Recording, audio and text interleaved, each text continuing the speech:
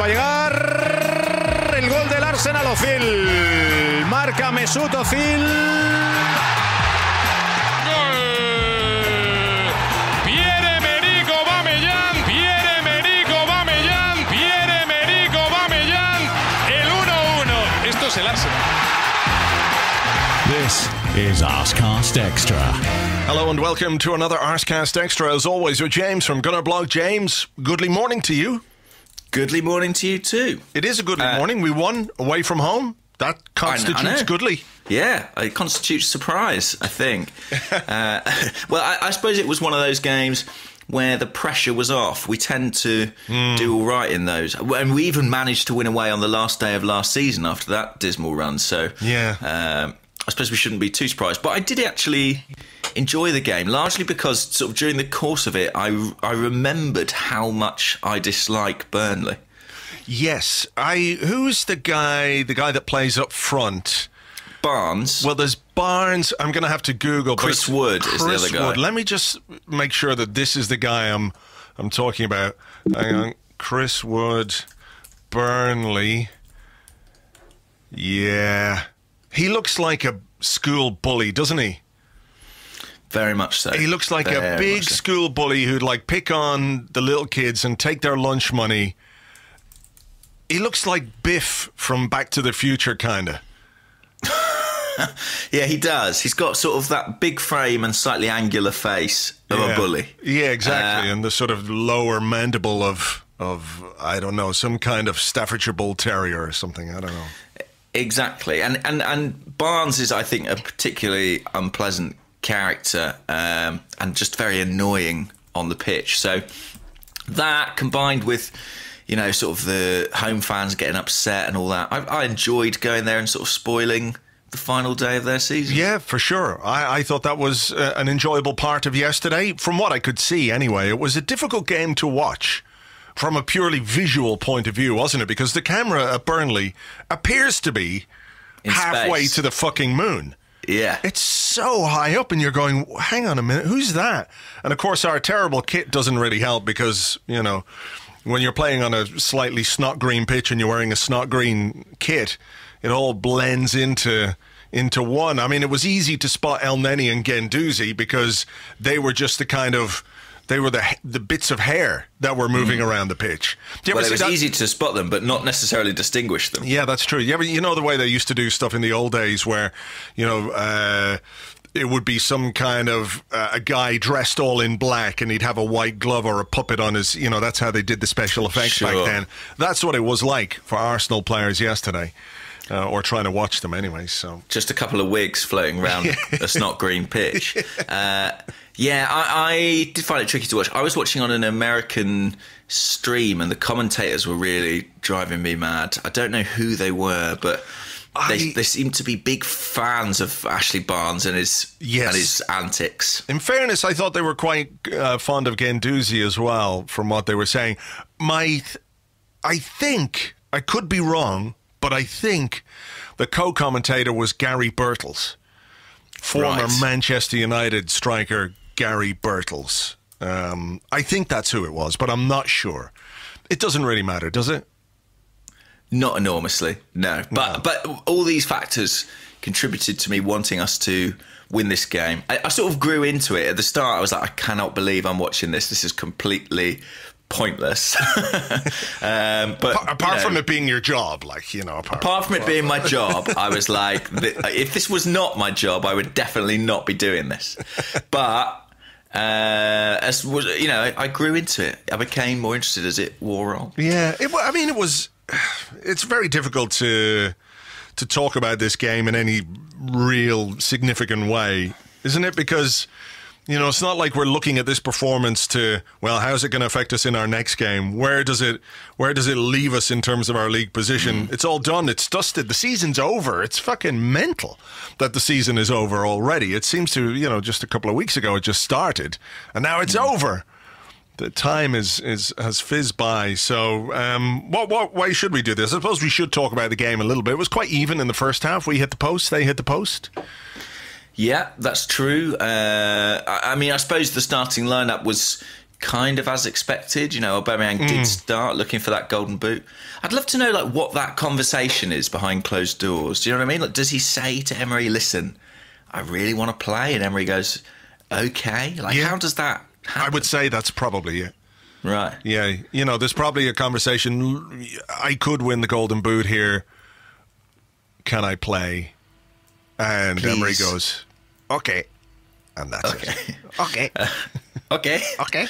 And he, in fairness to him, he left him on the whole game. I mean, he gave him every opportunity. And yeah, some young players were involved. Joe Willock started. Yes.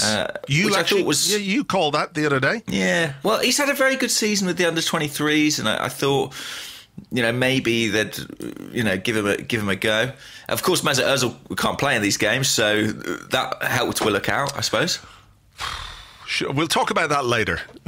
Okay. We'll talk about that bit later, because I think it's a thing that we have to talk about. So, yeah, that obviously opened the door because, you know, he just doesn't play in games like this, which is probably what we'll talk about. Go on.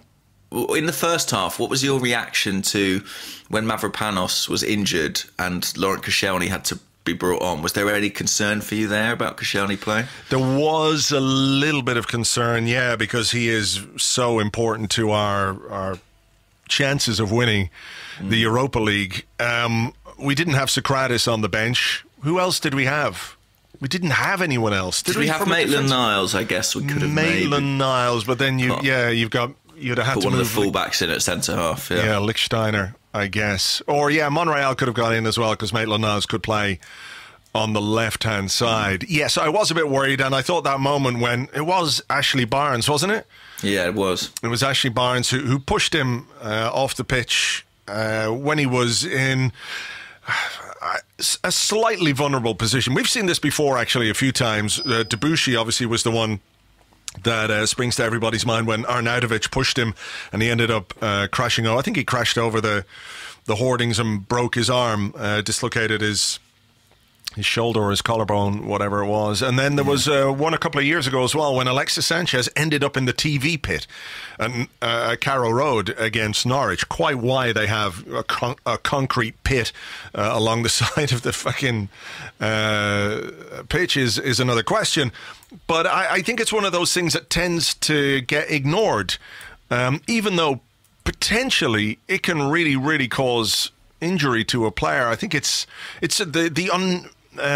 the fact it's so unnecessary is what does me. Like, if two players are going in and there's a challenge, or if there's, you know, a good fight or whatever it is, you know, a physical battle, we all get that. But it's a bit sly and a bit snide, isn't it, to push a player when he's trying to stop and he's going off the pitch. And I thought that was a piece of nastiness from Barnes, which again played into happiness in the end because we beat them.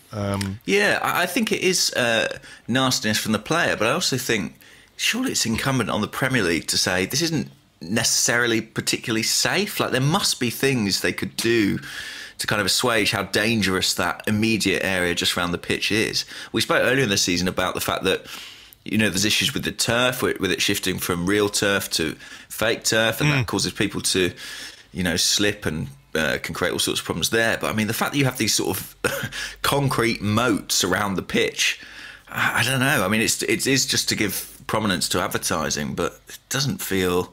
It feels like there's going to be another injury before long, doesn't it? It does, and hopefully it's not to an Arsenal player. You know, not that I want anybody in particular to get injured, but I think it is maybe something they will have to address. I don't know how exactly you do it, though, you know, because so many stands, pitches are very close to the stands in many English stadiums, but maybe it's just a question of players not being cunts and pushing their fellow professionals into the advertising hoardings. That would be a very good way of preventing injury. Sure, that would be a start, wouldn't it? It would be a start, you know. Yeah, so like a relatively even first half, 0-0, and then what? It's kind of, I find it hard to keep track of the game because it was such a strange game to watch. I don't think there was any sort of immediate goal-mouth action, particularly in the first half. There was the quite fun incident where Bernd Leno kind of just ran into Ashley Barnes. Yeah. It was strange. They were going crazy about that on the commentary. They were going, look, he's just run into him. They couldn't... I think, just looking back in the live blog, I think it was Wood or Westwood, whoever that pushed Koscielny over, right. not necessarily Barnes, which doesn't mean to say Barnes is not a terrible person, which of course he is. But yeah, they were going crazy on the commentary, weren't they? Oh, that should be a penalty. What's he done? And Mike Dean, of course, came back and booked Barnes for that, which was brilliant. That was full on 100% Jens Lehmann from Bernd Leno there. It was. He went full Lehmann. And what I liked about it as well is that he was very good at the sort of poker face afterwards, you know, very apologetic, offering the outstretched hand. But yeah, it seemed absolutely clear he knew what he was doing. You are allowed a little bit of leeway as a goalkeeper, and he seemed determined to make the most of what was afforded to him. Early goal in the second half from Aubameyang. Bad pass from Burnley, put him through, and one-on-one clinical finish, and we're ahead. You know, he is very alive to those situations, isn't he? Yeah, and it was a very confident finish from him, the finish of a man who had scored a hat-trick in midweek and was chasing the golden boot, and yeah, capitalised on a mistake, raced through, lovely finish. Yeah. That was 21 league goals for the season, then his 30th in all competitions. Yeah, and then he got his 22nd and his 31st. I thought this was a great goal. Iwobi had a really fine second half, I thought. You know, I know there's been times this season, too many times, where he hasn't quite been what we would like him to be. But I think when you see how he played in the second half yesterday, I wonder as well, was there an element of him being just a bit more fired up than usual? You know, I'm not saying he's casual, but there was a moment early in the second half, wasn't there, where he got taken out. He was running upfield. He got absolutely taken out, and he was not happy at all. The referee was having a word with him. He had a little bit of a set to with your man, was it Loughton, I think it was, over on the right-hand side. You know, there was a tackle. You know, he was fired up, I think, because of that. So maybe what we need to do is, you know, get a B to sting Iwobi on his arse before he goes out every game, and just sort of get him all fired up. That could work. It would if we were playing Bs, I guess. We're not playing too many games against Bs. But you know what I mean? I think there was something about his performance that was driven by, you know, the injustice, if you like, if that's not overstating it a bit, of the treatment he was getting from some of the Burnley players. No, I think that's a really good point. And I think as well, maybe that motivation comes from the fact that I don't think he played a single minute of the Valencia tie. I don't think he was involved at all in those games. And there's a cup final on the horizon. He's been in the team for much of the season, but has kind of slightly fallen out of it late. So he maybe just wanted to remind the manager what he could do. I think he finished with 2 assists, but this assist was a great one, a lovely little pick out. It was sort of that Alexis Sanchez pass he used to always do from the left-hand side, that little clip ball to the back post. And another brilliant finish. I mean, the confidence and conviction with which Aubameyang took that was fantastic. Yeah, brilliant finish, absolutely. And he should have scored again, of course. Mkhitaryan set him up and he put the ball wide. Of course, we conceded before that, though, as we do. Not a particularly great advertisement for our defending, but then I suppose on the final day of the season we had to keep up appearances, you know, give the people what they want. Exactly, you know, Arsenal gone Arsenal. And I felt a bit sorry for Bernd Leno. He made a decent save, didn't he, in the build-up to the goal. Pushed it wide, but then the ball came back in. I thought, I mean, it feels like piling on at this point, but I thought Mustafi was really caught a little bit by Barnes, you know, at the near post. He was caught ball watching, but I have to say he's got a lot of stick on this podcast and everything else. In general, though, I thought he had a really good game because he won a lot of headers, made a lot of tackles and clearances against 2 very physical centre forwards, you know, and that was really the only danger that they had. I know there was that moment where Barnes hit the post, but he should have been given offside, or Burnley should have been offside in that move.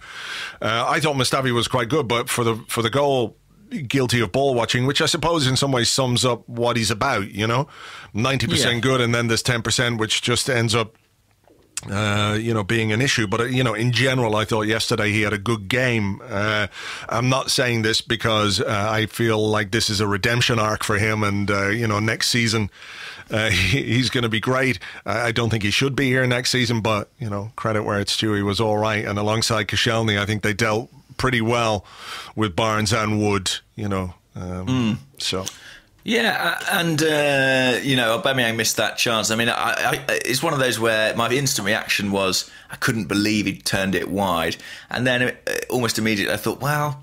I can. You just, you just take the rough with the smooth with Aubameyang, and there is so much smooth. And, that was... sort of, I suppose, one of the big learnings of the last week. He's made a massive impact. 5 goals in our final 2 games, tied for the Golden Boot. And yes, there have been misses along the way, but they certainly balance out and make it worthwhile, don't they? When you look at his tally come the end of the season. Yeah, I think he's been fantastic, really. We do have an issue with creativity and creating chances, and I know he's missed a few opportunities this season where you would expect a striker. Like, it's hard to tally the fact that he is a 31-goal striker this season with some of the misses that we've seen from him, because you would associate those with perhaps a more Bentner-esque striker, right? That kind of thing. So it's difficult sometimes to marry those two things. But I think as well we do have an issue with creativity, with making chances. Over the last number of weeks, that certainly has manifested itself in the performances and the results. So I think when you have, if you look at the Arsenal team and you go through the players who might create chances, we've come to understand under Unai Emery that it's going to be people from wide positions, whether it's Kolasinac or Monreal, Maitland-Niles or Bellerin, or whether it is somebody like Iwobi or Mkhitaryan who are playing in the wide forward positions. There's not a great deal of creativity that comes through the middle of the pitch, which may go some way to explaining why Mesut Ozil only has 2 assists in this season. But if you were to say we are going to have a season in which our main striker, one of our main strikers, I should say, scores 31 goals, you would expect a large number of assists from a player like Mesut Ozil, right? So yeah, certainly. I think that's even more to Aubameyang's credit that he scored that many goals without the service that we all would have expected him to have from Ozil. That's true. I mean, and the Ozil thing is partly a stylistic thing. I think it's also a form thing for that particular player. But Aubameyang's also not the first striker to score lots of goals and miss a few high-profile chances. I mean, one thinks of Edison Cavani, for example, at PSG and Napoli, who has that incredible movement where he's just able to get opportunity after opportunity. Even going back in the Premier League, someone like Andy Cole, broke all sorts of goal-scoring records, but you remember him missing plenty of chances.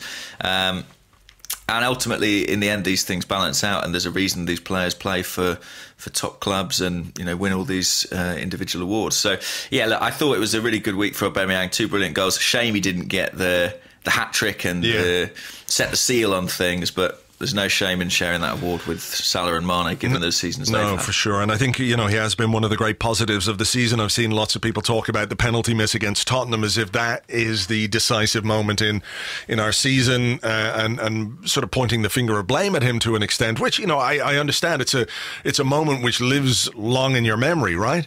When you have a chance to win a North London derby away from home in the last minute with a penalty, and it's a weak penalty, of course. But, there's much more to where we ended up this season than just that. And I think, if we're looking for issues this season, a 31-goal striker is not one of our big issues. It's one of our big strengths. I agree with that. I think the weight of the derby game comes from the fact that in a league where everything was so tight, at the top and in the race for the top 4, I think actually those 6-pointer games, I mean, ultimately they're what decided the title.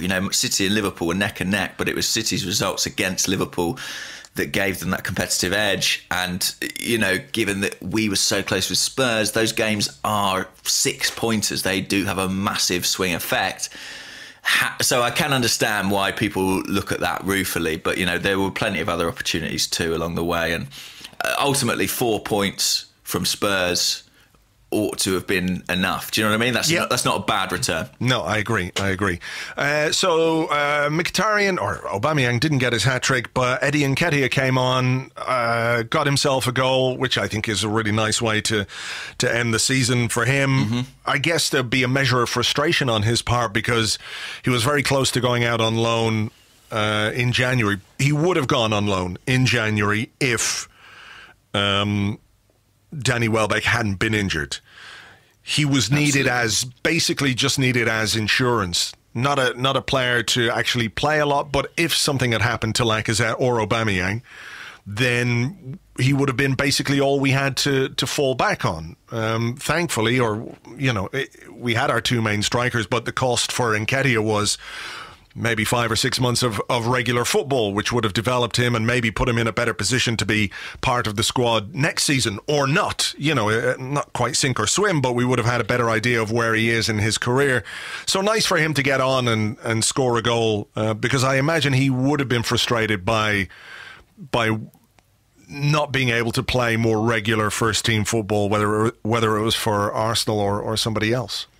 Yeah, and a big landmark moment for him. I mean, we've had a few young strikers come through down the years through the academy, and I don't think, Chuba Akpom never scored a Premier League goal for Arsenal. Shout out to Chuba, by the way, who just won the double in Greece. What a goal he scored. What a goal. Overhead kick in the cup final, yeah.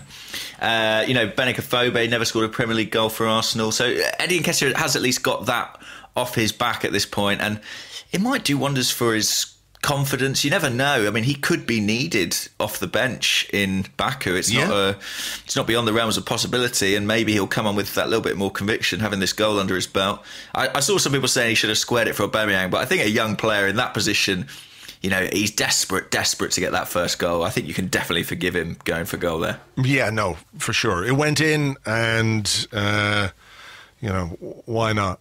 Why not? I mean, he's there. I'm not 100% sure. Was he really definitely 100% shooting? Because it took a couple of deflections. I'd have to watch it again, but I think it deflects off the goalkeeper twice. I think it hits both his feet. I've got a sort of slight fear there's a possibility it might be taken away from him, but I hope not. I'm going to watch it again here, actually. Yeah. I felt like it looked like it hit the defender, but actually it sort of comes off the goalkeeper's 2 feet, but I might be wrong. Yeah. I guess if you're putting it in that area, it'd be mean, wouldn't it, to take it off him? Yeah. It would be really mean, which is probably why. That's what they do, though, isn't it? They took Thierry Henry's goal off him against Blackburn at home in his second spell. Didn't they take somebody else's goal off them this season as well? Wasn't there one earlier this season where we thought the player had scored and they were denied? Probably. They're real nitpickers like that. Joyless. Yeah. Absolutely joyless. Looking at the goal here, left foot. Yeah, give him the goal. It's his goal. I don't know that he could really have squared it for Aubameyang either. No, I don't really think it's that on, to be honest. It's not as on as a couple of the other moments where I think Guendouzi late on had the ability to play in Aubameyang, and the final ball wasn't great. There were a couple of those actually where the final ball wasn't particularly good. He was good, actually. I thought Guendouzi had a very good game yesterday. It was a return to form, wasn't it? Yeah. It was a bit. And again, with one game left to go this season, it's important that these guys do find a little bit of confidence. So we finish with a win, an away win, 3-1 to Burnley. We finish fifth in the table, 1 point behind. Thank you, Manchester United, by the way, for providing some last day amusement. Ole is well and truly out the wheel, isn't he? But yes, looking upwards, I mean, definitely feelings of frustration there. Yes. So, I mean, where do you... I know this is not an easy question or anything, but how do you feel about the season in general right now, this morning, as we're talking? I mean, what's your gut feeling about where we've finished? Well...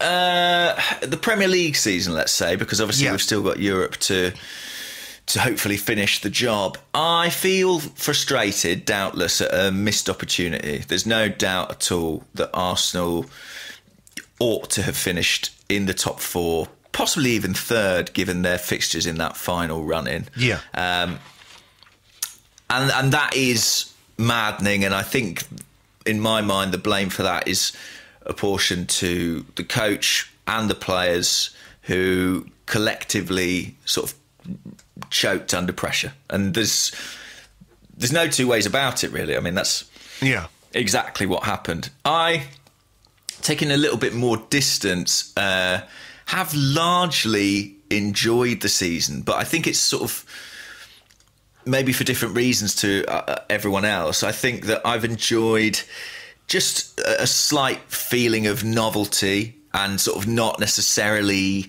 knowing what was going to happen week to week, which I felt like I'd lost that sense of the unexpected, maybe, with the way things had been going in the previous few seasons. Right. And as a season ticket holder, I have to say, and the atmosphere in the ground has been markedly better this year than it has been recently. The sort of toxicity that existed around the previous manager has largely evaporated, and that has made actually going to Arsenal games a lot more enjoyable. And, you know, as a fan, that's sort of a big part of my experience. So, you know, I've actually enjoyed it, even though I would say the football has not been brilliant. It's not been like, oh, we're so blessed to be watching this team with Mohamed El Neni in it.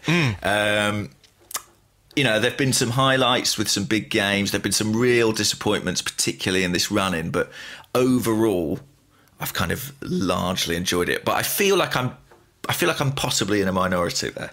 Right. Well, I mean, look, it's your own personal experience of it, isn't it? You know, it's not a right. That's all I can speak to in that respect. You know, it's not a right or wrong thing here. You know, what's been your opinion? I feel frustrated because we put ourselves in such a great position, a fantastic position to finish in the top four. I mean, we should have finished third. And to me, that capitulation at the end of the season, the bad results, the way that I think you're right to say it's on the coach and the players collectively, there's been a failure there to get the kind of results that we should have got from those games.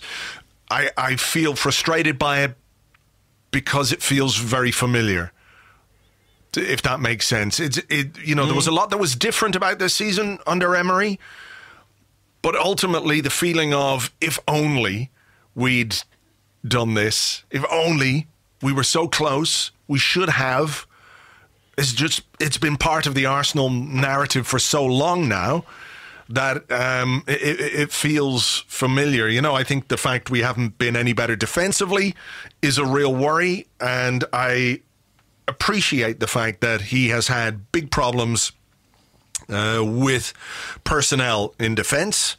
I think if we look back to the summer and what we did, there was a fundamental mistake in the way that we built the squad, which was not bringing in another central defender when we let Callum Chambers go on loan, or simply loaning out Callum Chambers in the first place.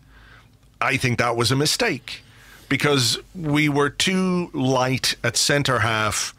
We didn't address it in January when we knew Rob Holding was going to be out for the rest of the season. Mavropanos was going through an injury issue himself and was still very, very raw. I think that has been one of the major issues of the season. And I'm surprised and disappointed that the club didn't manage that better. I'm not putting that on Emery, by the way. I think whoever made the decisions, I don't think it was Emery's decision to send Callum Chambers out on loan. You know what? It couldn't have been, because we gave him a new contract, and Emery said, "I'm looking forward to working with Callum. He's going to be part of our first team squad." And then within 3 or 4 weeks, he's loaned out to Fulham. Something weird went on there, and I don't know what it is. But it was such a strange decision. We weren't strong enough. We did not have the requisite depth at centre half. So I think that's been a big problem. Nevertheless, to have conceded 51 goals this season, for a manager who is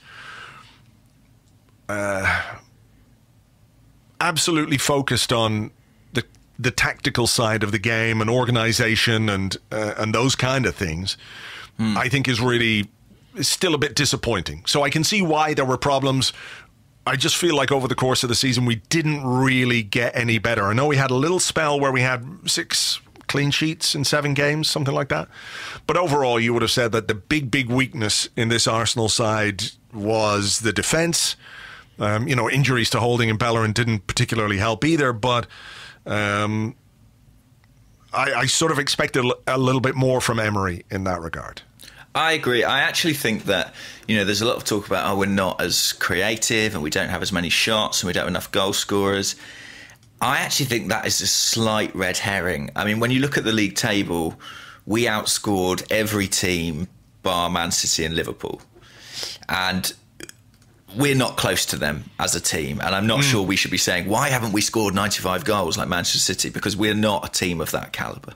But in our sort of mini league between 3rd and 6th, we were the highest scorers. However, we conceded 51 goals. Chelsea and Spurs conceded 39. And therein lies the difference.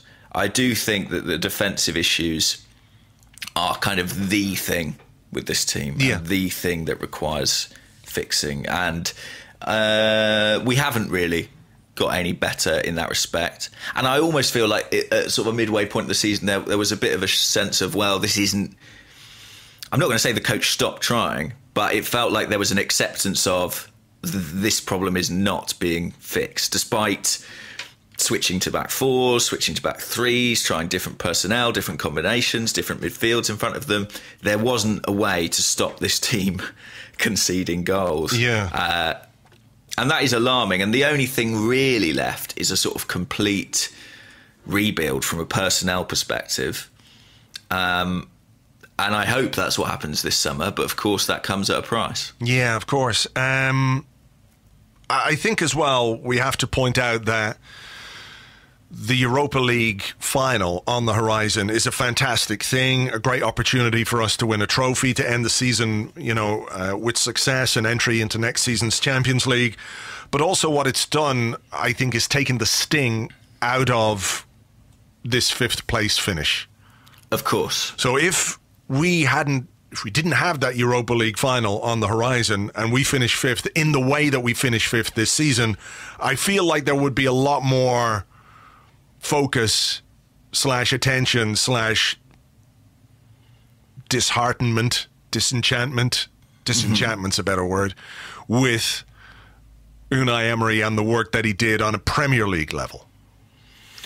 Yeah, definitely. Like the mood and the tone of everything associated with Arsenal is kind of influenced by the order in which stuff happens, right? Like if we'd been in with a chance of 4th on the final day, and if Brighton had been the final game and we'd not got it done in that match, the place, everyone would be up in arms. It would be a crazy, it would be pitchforks at the ready kind of thing. And obviously having the European final in the bag does a lot to assuage some of that discontent. I think that's true. I think that you just have to try and take more distance, and I think that means, even if that means you go, well, you can't allow the European final to cover some of the ills of the domestic campaign. Do you know what I mean? You have to try and look at it as a whole rather than... Yeah, and look, it will. If we win the European final, it will absolutely bandage over those issues because they become less important. If we don't win the final, then we're going to look back and think that run-in, those games that we should have taken more points from, they come back into really sharp focus. Yeah. But I think that anyway, because I'd rather be going to European final with Champions League in the bag. I think everybody would. Of course. Well, look, I mean, I think in some ways, we can talk about the players and how they've performed, but we won't really have the ability to properly, fully judge Emery's first season until after this European final because, if his goal was to get Arsenal back into the Champions League, he still has a way of doing that, Yeah, and I think as well, if you're assessing his appointment, say, I am convinced that his Europa League abilities were a factor in his appointment. And so if he wins the Europa League and restores Arsenal to the Champions League, the club will feel he did his job. You know? Yeah. Well, look, hopefully he can do that. I think we would benefit enormously from being back in the Champions League, and obviously winning a European trophy would be a fine way to end the season. A measure of success that's irrefutable. You know, we have a trophy in the cabinet. We'll have next season's Champions League. We'll have the increased revenue. If we don't, that's a different conversation. We can discuss that as and when the time comes. I do want to talk to you a little bit about Mesut Ozil, though.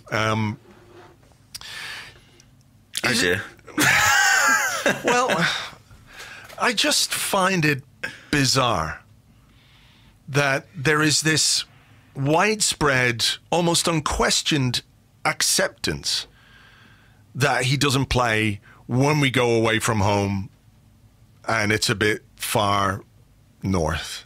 You know, I know that's being very simplistic about the whole thing, but, you know, it is true to a large extent. He was not in the squad yesterday. Because I'm sure some Twitter account called Mesut Ozil Facts will tweet you a list of away games he's played now. Of course. Well, you know, let them. That's fine. I just find it bizarre that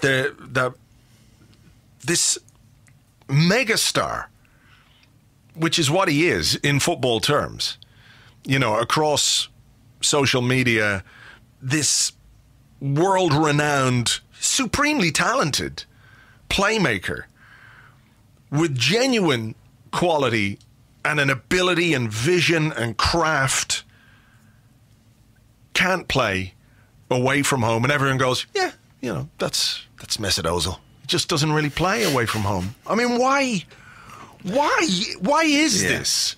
Why is this happening? And why does nobody, well, I'm sure many people do, but I think it's a problem. I think it's a big problem for a football club like Arsenal to have a player earning that much money who doesn't contribute anywhere near enough. And people go, yeah, but, you know, it's away from home. He doesn't really play away from home. I don't get it. Well, I think there's a couple of things going on. The first is that the reason people are relatively relaxed about it is that he isn't very good when he plays these games. So it's not like we want him out there. It's not like we want him out there at Burnley and are like... But we want a good Mesut Ozil out there. We've seen, you know... That doesn't, you know, that doesn't happen there. I know. So yes, I understand what you're saying. And actually, I think Ozil probably would have been absolutely fine against Burnley yesterday. It was sort of an open-ish game. You know, if Joe Willock can handle it, I'm sure Mesut Ozil can. But I think because he's disappointed in away fixtures so regularly, that there's a bit of a shrug of, oh, well, you know, maybe we'll come up with something else that will be more effective, more efficient. I think the other thing, which is a sort of slightly odd thing, is that there's just so much sensitivity around this player that I almost feel people are a little bit reticent to criticise him. And I speak from personal experience as someone who has criticised him and been accused of sort of holding certain prejudices that sort of go beyond him as an individual. And I thought sort of thing, I just can't be bothered to get into that again. So inevitably, maybe people just go, it isn't worth it really to talk about Mesut Ozil. But yes, that is mad. I accept that is absolutely mad. And every time we talk about him, I feel like I'm treading on ice. But why? He's just a footballer like any other footballer. Yeah, but I mean, if you saw this happening at another club, you'd laugh your tits off, wouldn't you? Like, if you'd just laugh your head off at how ludicrous a situation it is that X team's star player who's being paid blah blah amount of money a week just doesn't do it away from home. And it's got to the point where he doesn't do it away from home so often that the manager and the coach either doesn't include him in the squad or sits him on the bench or takes him off at half-time. And I don't know, I mean, it's just not good enough. It's not good enough, surely. Is it? No. Is it acceptable? I mean, we kind of scoff a little bit at, you know, the star signing of Paul Pogba at Manchester United and how that's not necessarily gone to plan. But he has scored 16 goals this season and got 10 assists. and I almost feel like we're in this weird situation now where the coach is almost in the sort of same position as me, where he feels a little bit beholden to toe the line with the player. You know, I felt like I feel like he did sort of take a stance on Ozil, and it wasn't a popular stance, but now it almost feels like that has softened. And I don't know where this is going. I mean, I saw another PR puff piece come out from Ozil's agent in the week, which I thought was, I just find it odd. It's just brand management, really. And I'm sure he's a lovely man, but I sort of feel like the need to tell us that constantly from his camp feels like it must be because of an awareness that things aren't quite right, you know? It feels to me a bit like there's some positioning going on ahead of this summer. That's what it feels like to me, that it's Mesut loves this club, and maybe he does absolutely love Arsenal, and I can't say that he doesn't, right? I can't say, no, he doesn't love the club. Maybe he does. Maybe he really, really loves the club, and maybe he really, really loves being someone who doesn't play half our games. Maybe. But it feels to me just a bit like, okay, we're going to make sure everybody knows that Mesut says he loves the club. And also, like, he doesn't want to leave. Whatever happens, he does not want to leave because he loves it so much at Arsenal, right? So if this summer, as I expect, Arsenal try and move him on, he can then turn around and say, well, I always said I never wanted to leave. I never wanted to leave. I loved it here, but they're forcing me out. And I feel like that's kind of what's going on with those PR puff pieces. You know, they're sort of shaping the narrative where Ozil will be the good guy and Arsenal will be the bad guys because, quite rightly, we as a club feel we're not getting what we should be getting from a player who earns £350,000 a week.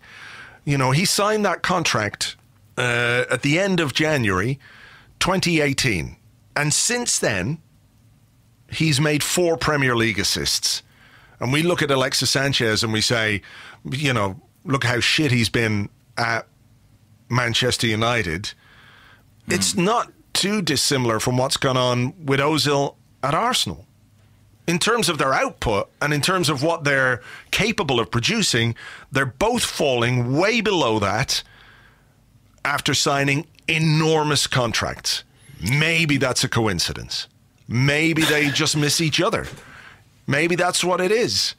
But it's hard not to see some parallels in the two situations. I mean, the other thing that we could talk about is, you know, is Ozil's decline in part due to the way that Unai Emery wants his team to play?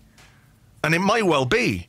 It might be a case that he is, out of all the players in our squad, completely unsuited to the type of football, whatever that is, that Emery wants to play. Right? Yeah. In which case, we still have a big problem that needs to be solved this summer. Because you can't carry that kind of financial burden. You just can't do it. No. And I think it is partly a stylistic thing. I think, you know, the way Emery sets his teams up doesn't necessarily suit Ozil as much as the way Arsene Wenger did. And I think that is having certainly an impact on his numbers. But who does? Who does?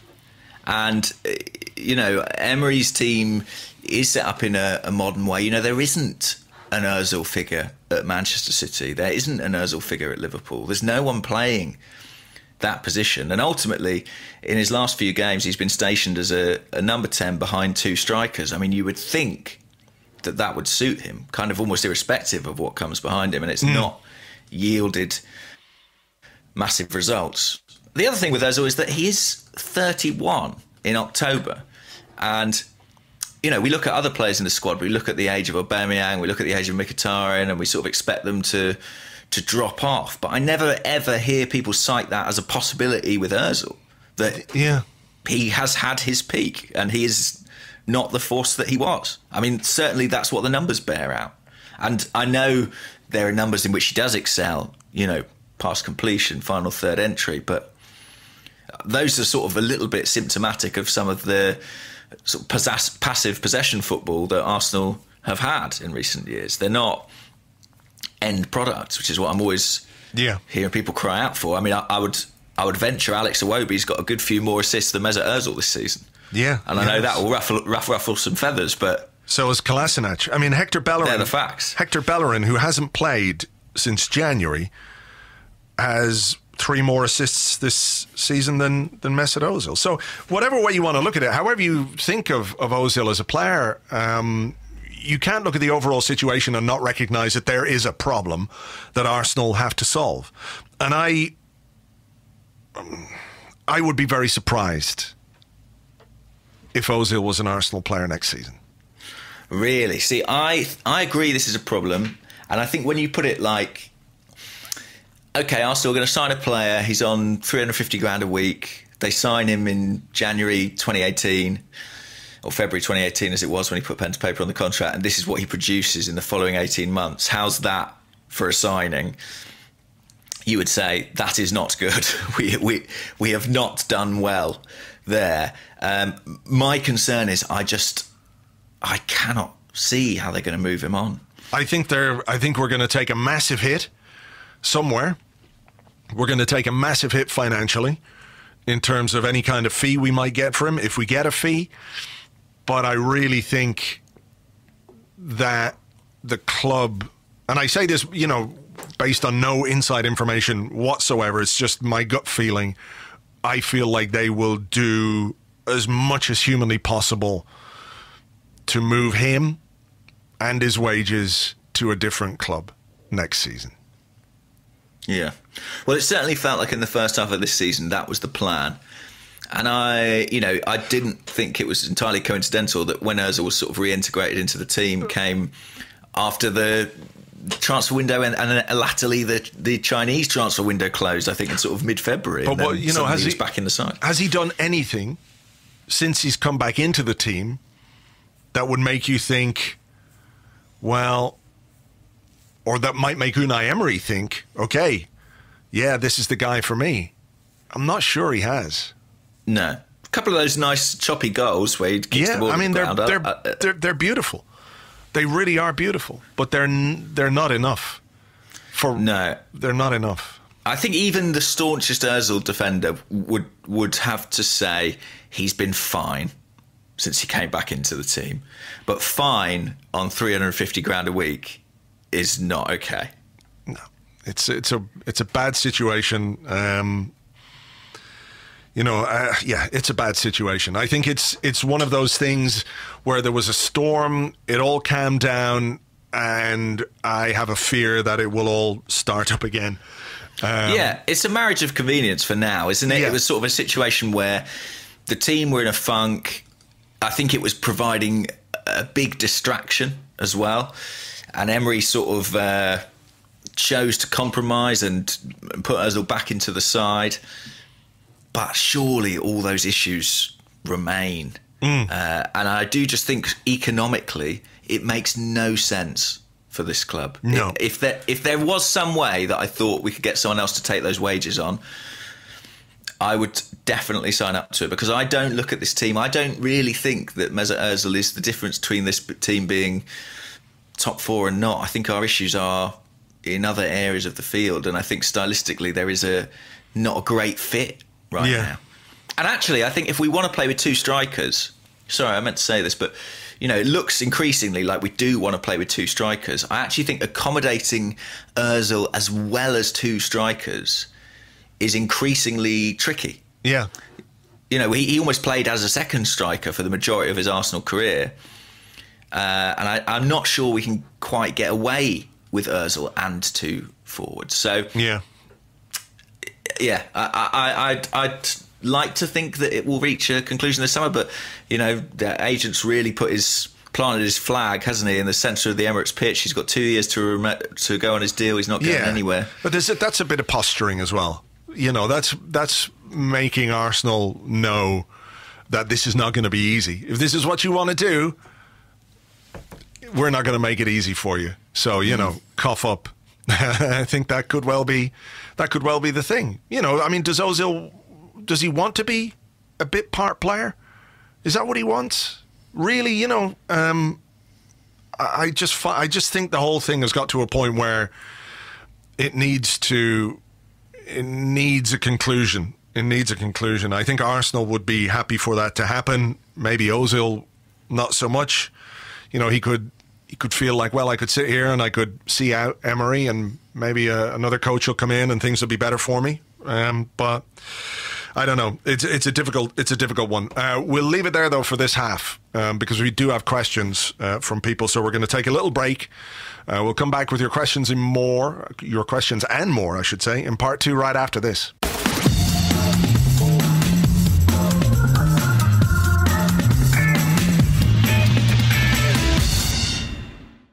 Welcome back to the Arsecast Extra. This is part 2 of the show where we answer questions that you sent to us on Twitter at Gunnerblog and at Arseblog. On the Arseblog Facebook page, facebook.com/the Arseblog. And also on the Arseblog members Discord chat server, which you get access to if you're an Arseblog member on Patreon, which you can do by signing up at patreon.com/Arseblog for $5 a month. You get lots of extra stuff, including the Arsecast Extra ad-free, and loads of other stuff in there as well. So patreon.com/Arseblog. Do you want to go first? I'll let you go first. I feel like I've gone first the last couple. So how generous of you. No problem. I will go for a question from the Discord then, which of course you get to be a member of if you're a Patreon member. And this is from Brownlow03. And Brownlow says, you have to make a decision between promoting a young player versus a new signing. Who gets to step up? And then there are 4 questions. Nketiah versus new signing, Reece Nelson versus new signing, Emil Smith-Rowe versus new signing, or Mavropanos versus new signing. So I'll go through those one by one. Nketiah versus new signing. What do you think? I mean, like we said in the first half, I think Nketiah needs a loan. He needs to go and play somewhere. But also, who do you sign as a third choice striker? Who do you sign that's going to come in and say, yeah, I'm quite happy to sit here behind Lacazette and Aubameyang? Well, if you're starting 2 of them, the third choice will get on a fair amount. Yeah, that's true. That is true. I feel like Nketiah would benefit more from a loan, so I'll take a new signing there, whoever that might be. Yeah, I'd be inclined to agree. Actually, one of the names not mentioned here is Joe Willock. And of the 2 young players involved yesterday, I kind of feel like Joe Willock probably has the better chance of being involved next season with the first team. I think Nketiah is going to go out on loan, but I think Emery likes Willock. I think so too, and he's impressed every time he's got a run in the first team. I feel like there could be space for him to step up into midfield, depending on who we sell. Ramsey's going, Elneny very much a peripheral figure under Emery. He's clearly not convinced by him. So, if it was a case that Willock could take Elneny's place in the midfield lineup or roster, if you like, then I could see how that happens, even though they appear to be very different kind of players. Elneny's much more of a deeper lying midfield player. Willock is tasked with playing further forward, as we saw yesterday, and when he has played in the first team. So they're not necessarily like for like in that sense, but maybe that's something he could do. Who are the others? Reece Nelson? Yeah, I'm going to roll these 2 into one, the 2 Bundesliga boys, Reece Nelson and Emil Smith-Rowe. I would give Reece Nelson a run in the team. I think we sent him out on loan this season to help him develop. I assume with the plan of reintegrating him or integrating him into the first team. This was a developmental loan for him. He's gone away to Hoffenheim. I don't think it's been quite as brilliant as some people have said. He certainly scored a good few goals. He had that amazing start. I think it's been a season where hopefully he will have learned a lot, and I feel like he should be given a place in the team because, if we're not going to try and involve some of our academy players, then, what's the point? So I would go for Nelson over a new signing, which doesn't mean I don't think we also need a signing in the wide forward positions. I'll come back to you on that. And what about Emile Smith Rowe? I mean, there is talk that his loan might extend into next season. I think I would give him a loan, but if he were to come back, I wouldn't be that unhappy about it either. You know, he scored 3 goals this season for the first team. So, you know, there's definitely a player in there. It just depends how ready they think he is for regular Premier League football. And we're not 100% sure exactly where his position is yet, are we? So... No.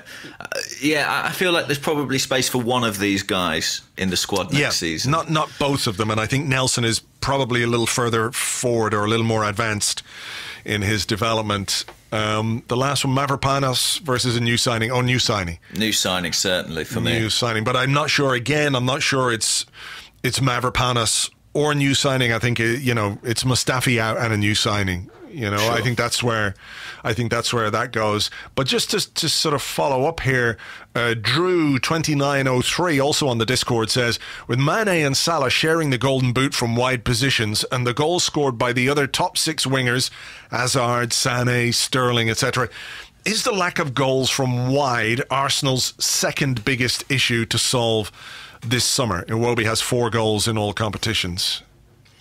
Mkhitaryan, I think, is our third highest goal scorer with 6. He shares out with Ramsey. So I don't think it's... My sort of current thought is I don't think it's quite as big an issue as I thought. Just because, you know, by that virtue, every other team in the league could look at us and say, well, we don't have enough goals from centre-forward. Because, you know, Arsenal have got 2 centre-forwards who scored nearly 50 goals. There's no one else in the Premier League who's got anything close to that, I don't think. Maybe Man City with Aguero and Jesus, but, you know, Liverpool don't have that. You know, Chelsea don't have that. United don't have that. Not even Spurs, I think, with Harry Kane. So, you know, we have concentrated our goals through a pair of central strikers, which is quite unusual in today's game. And I think maybe creates a little bit of that disparity. That said, we definitely could do with pace, width, and goal-scoring threat in wide areas. You know, it's high on the list for me this summer, and I would love that. I would love it. I've been saying it for a while. I mean, it feels like a few windows now that we've been looking at it and saying a goal-scoring winger would be good, doesn't it? Yeah. Fingers crossed. Okay, your question. This question is from... Who is it from? Oh, it's from Macca, who's at Arsenal #1 on Twitter. And they say, how big an impact do you think Mkhitaryan's agent ban and Ozil agent's declaration of going nowhere will have on the business we're able to do in the summer? Without wishing to go backwards too much, I mean, do you think what we're able to do on the incoming front depends a little bit on what happens with those two potentially outgoing? Certainly, yes. Yeah. I think it must do, you know, in terms of the wage bill. You know, it places such importance again on what happens in Baku. You know, the Champions League revenue is going to be so important for what we can do this summer. You know, knowing we've got that extra revenue from the Champions League. And there are other associated revenue streams that come with Champions League, aren't there? You know, I'm guessing advertisers and sponsors and commercial deals are easier to do if you're a Champions League club as opposed to a Europa League club. There might well be clauses in certain contracts which see us pay more or get paid more if we're in the Champions League. So the budget is hugely dependent on that, but also I feel like they could probably commit a bit more or take a bit more of a financial risk if we're capable of doing that. But, you know, spreading out payments for players and that sort of stuff. If you don't have £500,000 a week to pay 2 players, Ozil and Mkhitaryan. Mkhitaryan's on nearly 200 grand a week, and Ozil, as we know, is on 350. I feel like that's a consideration for the club. And I think that will inform what they try and do this summer when it comes to some departures. Yeah. Of course. The Raiola thing is interesting. Have you read about that at all? Yeah, he's banned from doing any deals worldwide for 3 months, and the ban takes him beyond the closure of the English transfer window. So, it would rule out Mkhitaryan moving to an English club, certainly. Yeah, unless they can do a deal through a third-party agent, which is not. One suspects there's a way around it. Yeah, of course. So yeah, we'll wait and see what happens there. Okay, here is a question came from a couple of people at Skipper AFC, who says, "What was the most annoying and damaging result for Arsenal this season?" And David Kasule, who's at David_Kasule_ says, "Which Arsenal game do you think hurt our top 4 chances the most?" For me, it has to be the 1-1 versus Spurs with the Aubameyang penalty miss. Is that you answering, or is that what? No, he said? that's what he says. That's what David says. Right. He reckons it's that one. I think, what was the most damaging? Do you know? I actually think it's the Brighton game. I think for me, losing at home to Palace obviously cost us more points, but there is a big gulf in quality between Palace and Brighton. And yeah, I just sort of can't quite believe that we didn't manage to win that Brighton match. So I think that's the one that hurts the most. What about you? I feel like the Palace game, to be honest. Right. I know there's an element of recency bias in there because it's fresh in the memory and what have you, but because of what happened at Palace, we got it wrong against Wolves in midweek. Sure, we were left chasing points. We were left, so I feel like the knock-on effect of that, like we lost to Palace, then we lost the next 2 games.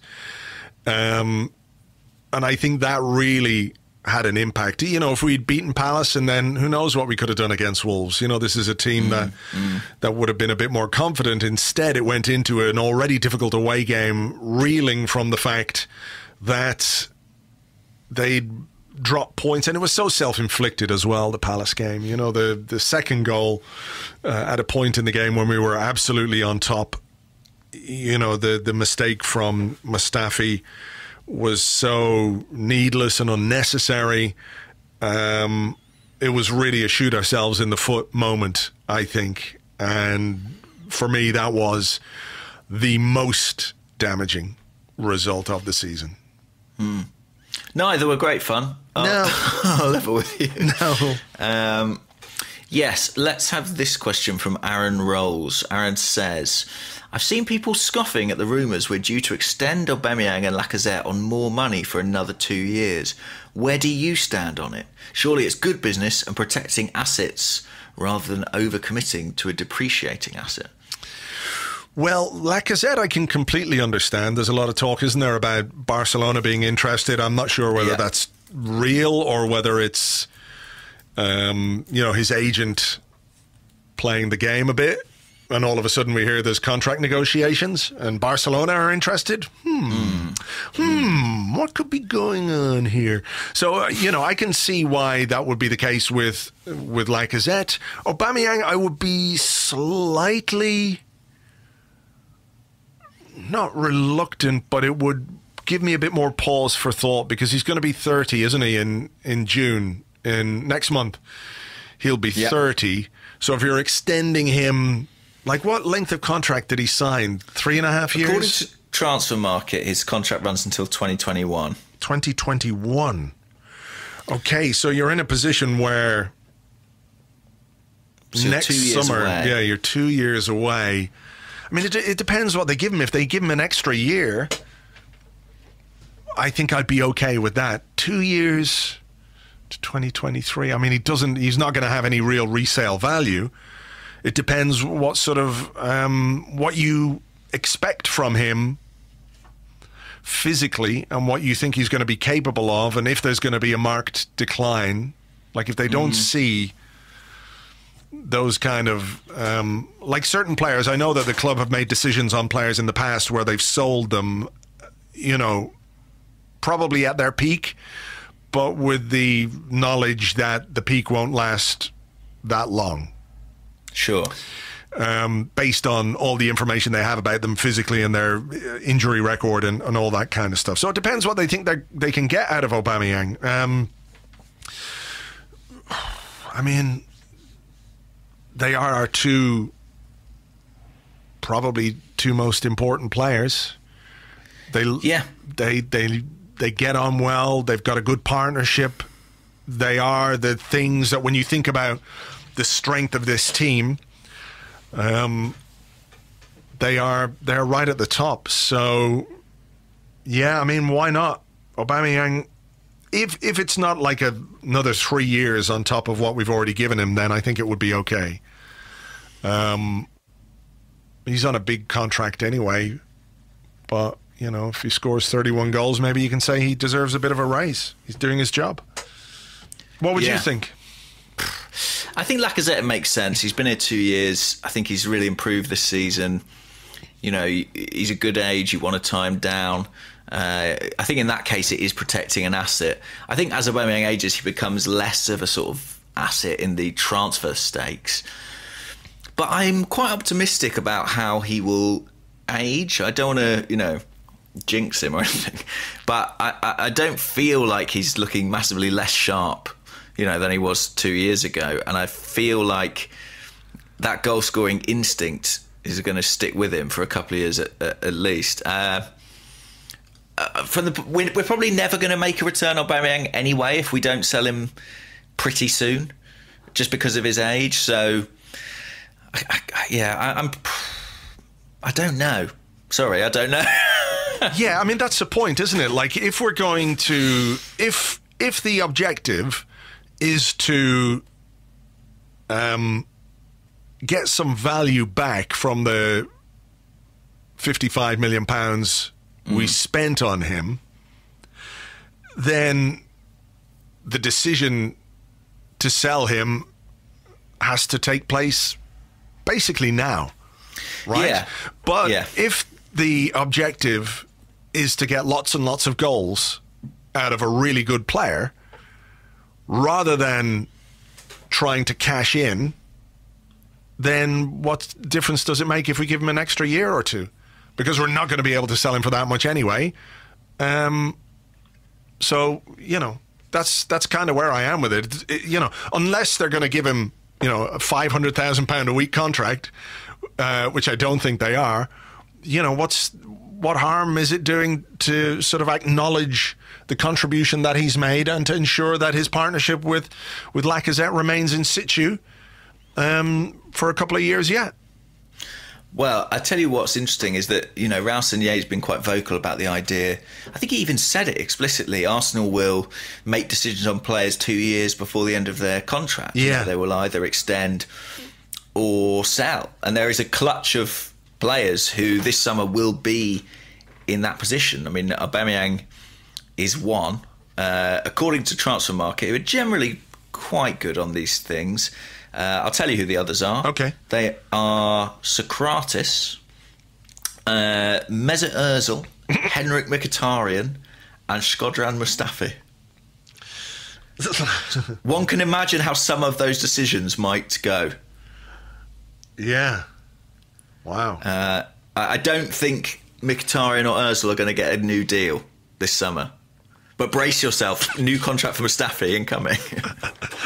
Yeah, well, there you go. Look, it just shows you the work that they have to do, and actually maybe that might make some of the decisions easier for them based on the and Socrates, I think, is sort of not really part of the conversation. He's someone who I think they just will say, well, we'll just sort of let him run his contract down. We sort of take the hit. He wasn't very expensive. Do you know what I mean? And yeah, exactly. And if we get to next summer and he's a key part of things, you know, you can always offer him a couple of years. Yeah, exactly. Sure. You know, but it's less pressing in his case. But in the others, you know, there are decisions to be made. And in the case of Aubameyang, I would rather they kept him than that they sold him. Oh yeah, so, listen, you know, me too.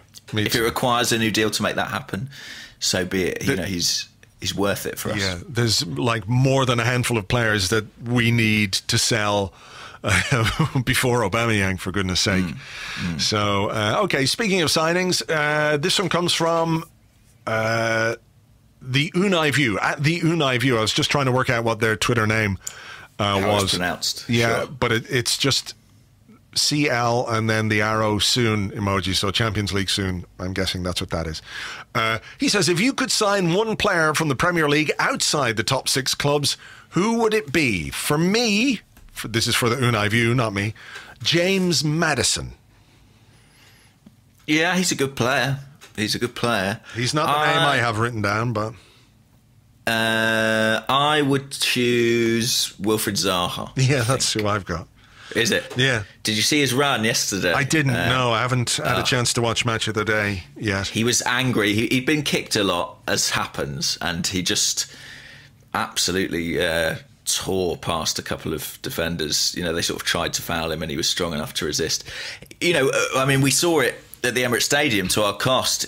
He just has the attributes that we don't really have. You know, he fits what we need, I think, in those wide areas.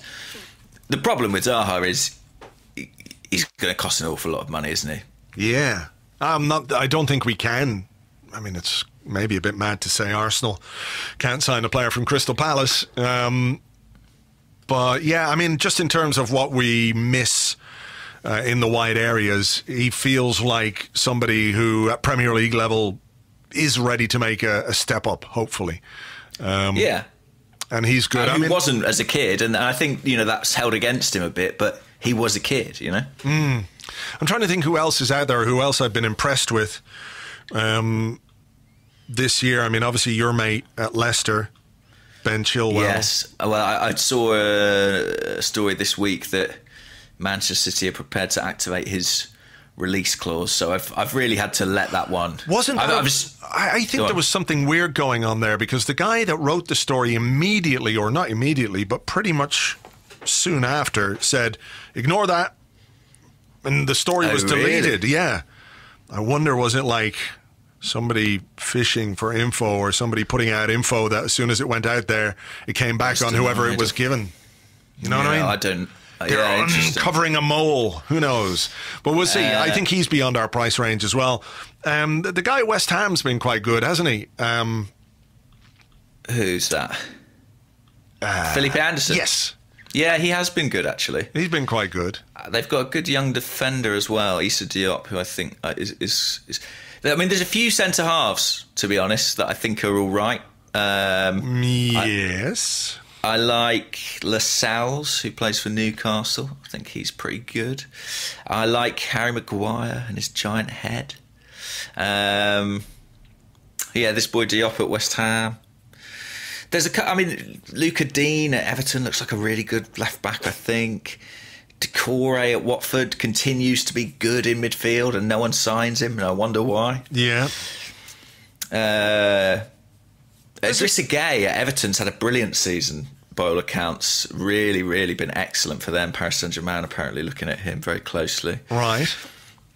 Yeah, there's plenty of good players out there beyond the top 6. I mean, most of those Wolves players, wow. I mean, I like Jimenez, I like Jota, I like, who's the central midfielder, Ruben Neves. Yeah, Jota I really like as well. I think there's something about his game that it's very easy to get into, isn't it? Yeah, Doherty is good for them as well. The fullback. I mean, they've got a load of good players. Wolves. I mean, this is the bizarre thing that we are. You know, Arsenal, we're a big club, but I look at players at Wolves and Crystal Palace and think, we probably can't get them. Well, I mean, that's it. It's, you know, financially, when you're buying from the Premier League, it becomes, you know, even more expensive because of the Premier League tax. And then if you're buying a player who is British or English as well, then that adds some money onto it too. I noticed we haven't mentioned Ryan Fraser. No, I mean, he's not the first name on the list, but I think he is a decent enough player.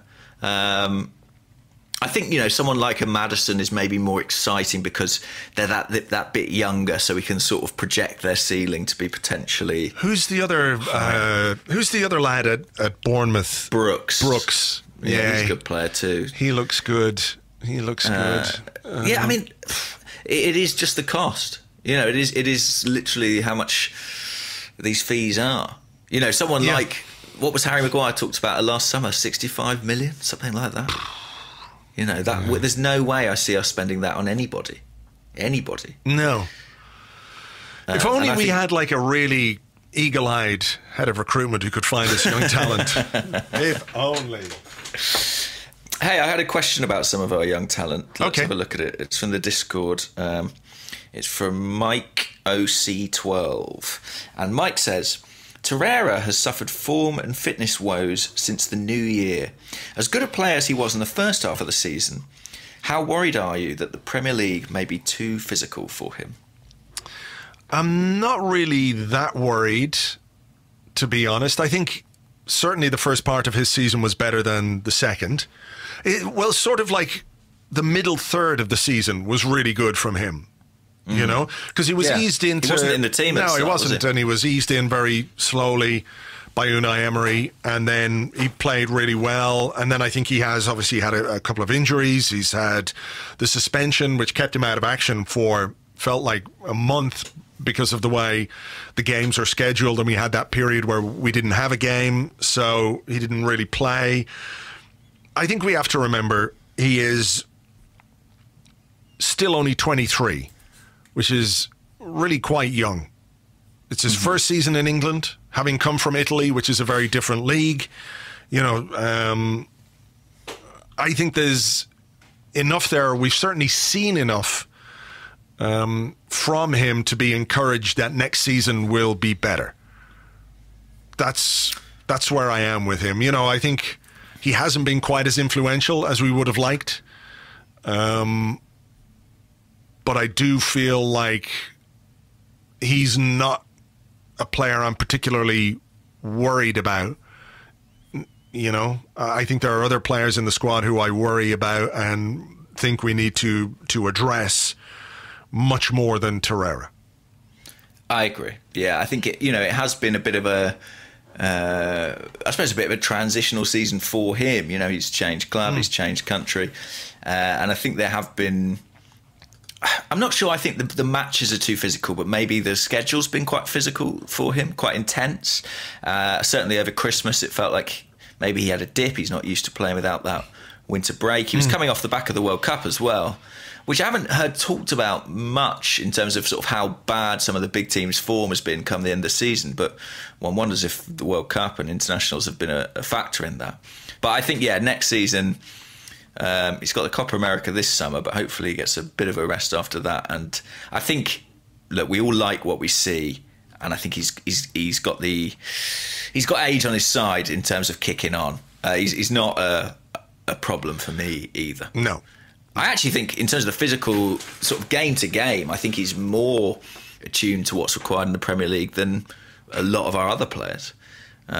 He's very combative. You know, he's got that kind of intense style. I think he'll be a great fit. It just might take a little bit more time. And I also wonder if maybe positionally on the field, is there a shift to be accommodated? You know, he arrived and we thought he's going to be at the base of the midfield. Instead, that's sort of still Xhaka. But maybe if the personnel changes enough in the midfield, Torreira will kind of take over that role, and it might suit him a bit more. Yeah, maybe so. Maybe so. Okay, here is a question from Sufyan Zamale, who's at Sufyan, who says, would you bring back Olivier Giroud, whose contract ends on June 30th, as our backup striker? Instinctively, I say no. I suppose the only thing I would say is that if we have to spend money elsewhere and Giroud's happy to come and be third choice, it's not the worst idea in the world for like a year. Do you know what I mean? Like if we only do have 40 million and it's like, well, you can have a player for free and they're sort of happy to accept the role and they're an experienced alternative and they'll play in the Europa League, if that's where we are, God forbid, then it's not complete madness to sign someone on a free. But you know, I'm not desperate to go back to Olivier Giroud. No. I don't think it will happen, if that's what you're asking. No, we've been there and done that a bit too much. Okay, here's just another quick one here before I let you ask another one. From Gagan J, who says, looking at our players who have done well on loan this season, how many of them do you think will play a role at Arsenal next season? And in brackets, Chambers, Bielik, Martinez, etc. And of course, Takuma Asano. Takuma Asano, what a wonderful phrase. Yeah, I think he'll be Isn't there an issue where if he plays anymore where he was on loan, they had to buy him permanently, so they stopped playing him or something like that? I wonder, did that happen, actually? I'm just going to have a look here and see what the situation is while you deal with the question, of course. Well, I mean, David Ospina as well, let's not forget, is still only on loan, as far as I'm aware. The Ospina era continues. Yeah, I mean, is he still under contract? Maybe he's the deputy next season. One more year. One more year. Is that a possibility that he'll be the number 2 next year? Possible. You know, he seems to suit what Emery wants, maybe more than Cech. So I think that will be Martinez. Actually, I'm convinced that we will finally get a shot of Ospina, and I think Martinez will probably come back as number 2. I'm just reading. Asano hasn't played since 31st of March. Right. Yeah. He scored 1 goal for Hanover this season in 16 appearances. No, 15 appearances. Not great. Sort of like the Japanese Amari Bischoff. Yeah, very much so. I think Bischoff at least played for us a couple of times. Who else is there? Callum Chambers. I'm beginning to think will be in the squad next season. I think so too. Bear in mind he can play in central midfield, and if Mohamed El Neni goes, arguably Chambers is sort of, a decent replacement. And he can play at centre half, particularly in a 3. If we see any more of that, who knows if it'll be a 3 or a 4 mainly next year. But I think he will come back in. Who else have we got? Bielik.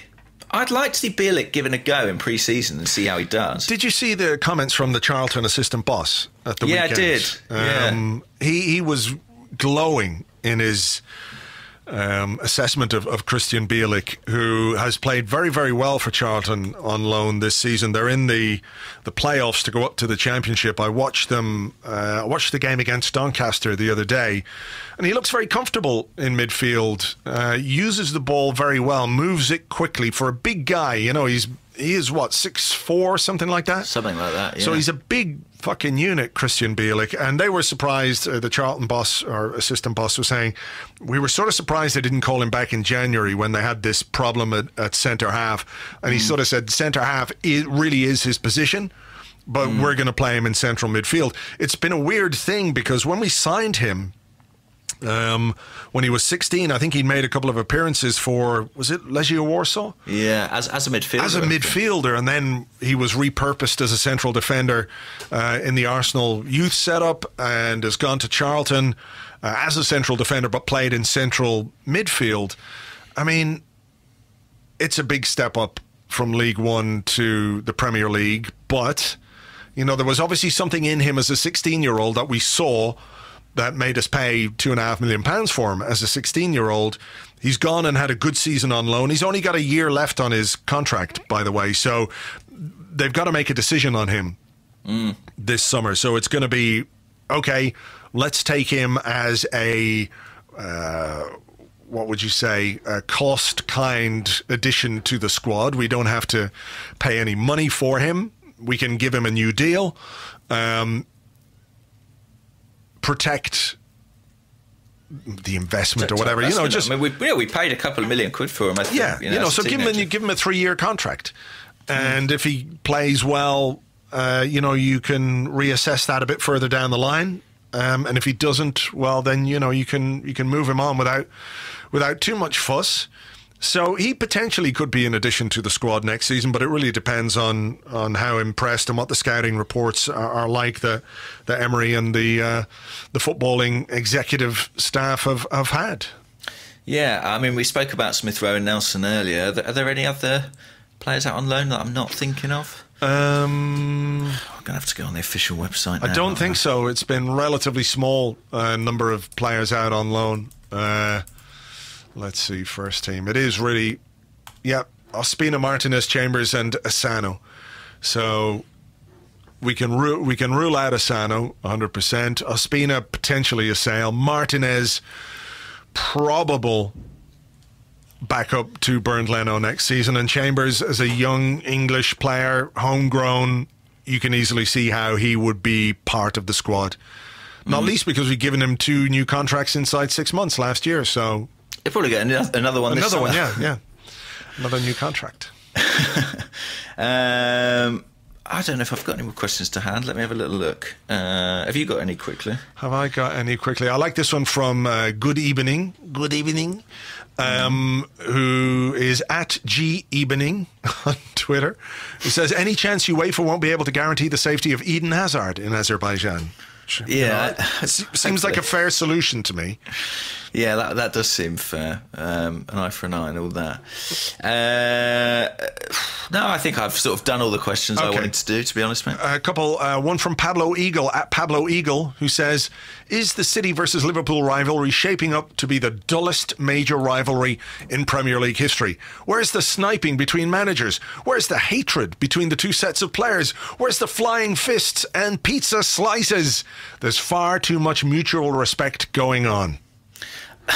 I did say this on Twitter. I kind of agree with that. I mean, there's been a lot of talk about this being the greatest title race, and I would say it's 2 of the greatest teams to contest a title race. They're fantastic teams, but I'm not sure it made for a particularly thrilling race. There were kind of no real twists and turns between sort of early March and the end. It was just a sort of relentless sprint finish. Impressive, but not necessarily particularly enthralling. Yeah, it's like the way tennis used to be. Full of characters and weird guys and all these battles and what have you. And then it became taken over by these relentless, brilliant, amazing, astonishing tennis machines, but without any of the personality. It feels like that. Like it's impossible to look at City as a football team, leaving aside all the cuntery about how they're owned and all that kind of stuff, which I know is difficult, but, you know, just for the purposes of this conversation, when you look at them as a football team, like we've talked about this, I find them boring. I mean, I can see how brilliant they are, but there's just something a bit boring about them. Liverpool, I think, have a bit more about them in terms of personality, and I think that comes from Klopp in a way, because he is that kind of character. Pep is this kind of sort of very intense, almost Rain Man-like guy on the sidelines, and Klopp is a fucking lunatic at times. So I think that comes. But, you know, there is something a bit,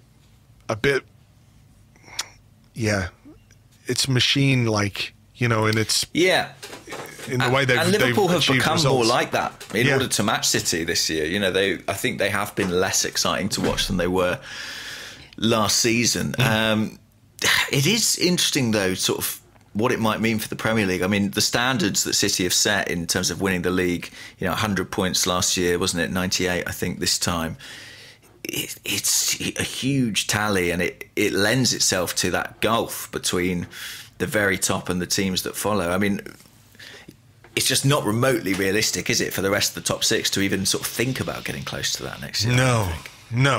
No, it's there's a long way to go for everyone else to bridge that gap, but we'll see what happens. Okay, final one. I don't know where you stand on this. This comes from, one second now. Why can't I find it? Okay, Frederick Lundberg. I would say that us looking for the questions has more exciting twists and turns in it than this year's title race. Okay, Frederick Lundberg. He was not Freddie Ljungberg, of course. Sure. He is Frederick Lundberg from Denmark, not Sweden, also. Oh, okay.